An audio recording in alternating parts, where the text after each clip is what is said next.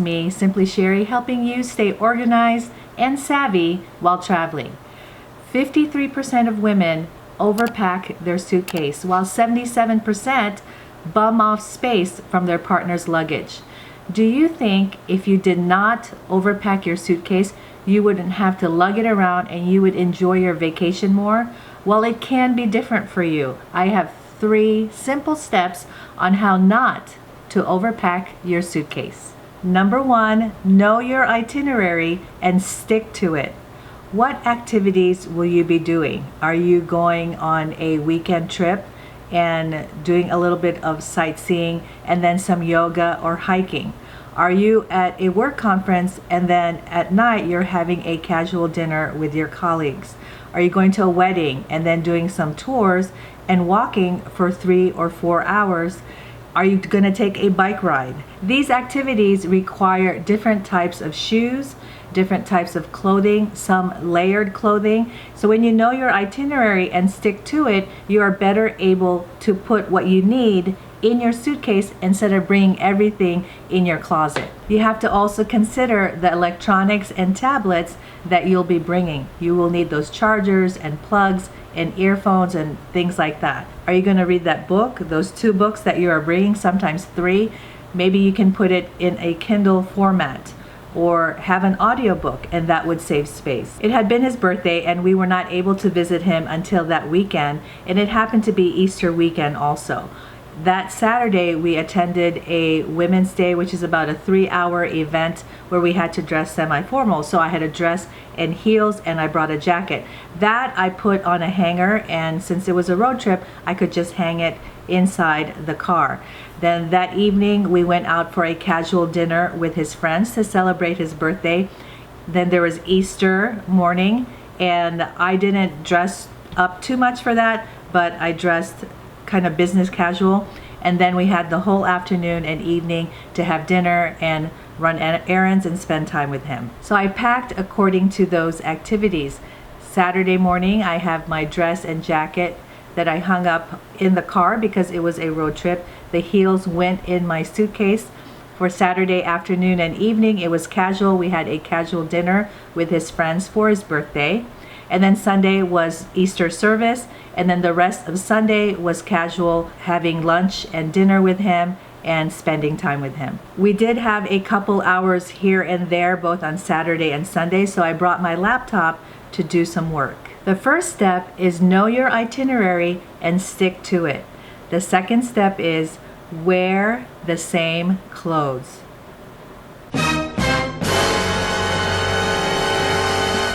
Yes, I said it. Wear the same clothes. I'm not saying wear the same underwear.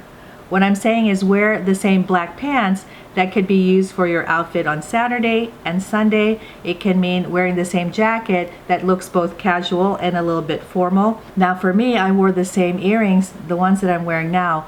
They're a nice casual, yet they can be dressed up. Simple silver hoop earrings. I also wore the same black pants.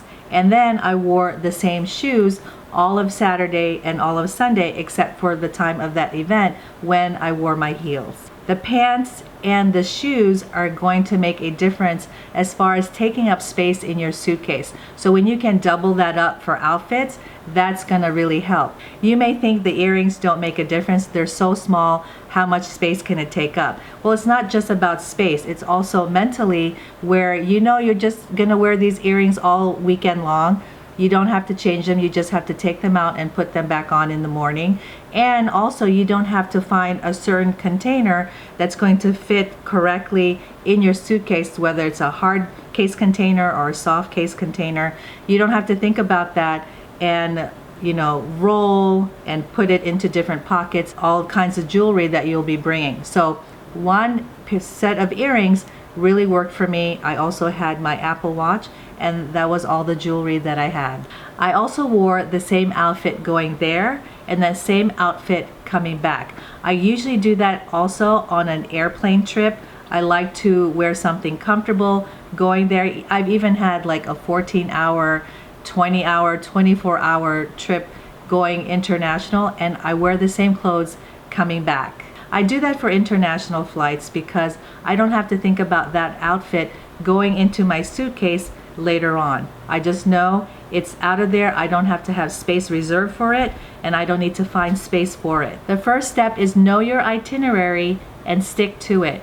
The second one is wear the same clothes. And the third step is take note of what you did not use. So what I do after a trip is I look at my bag and the things that I did not use. I actually did a video of the things I didn't use for our 10-day trip to Prague and Budapest last September. So if you want to check that out, I'll put it in the iCards above. It's just like budgeting money or budgeting your time.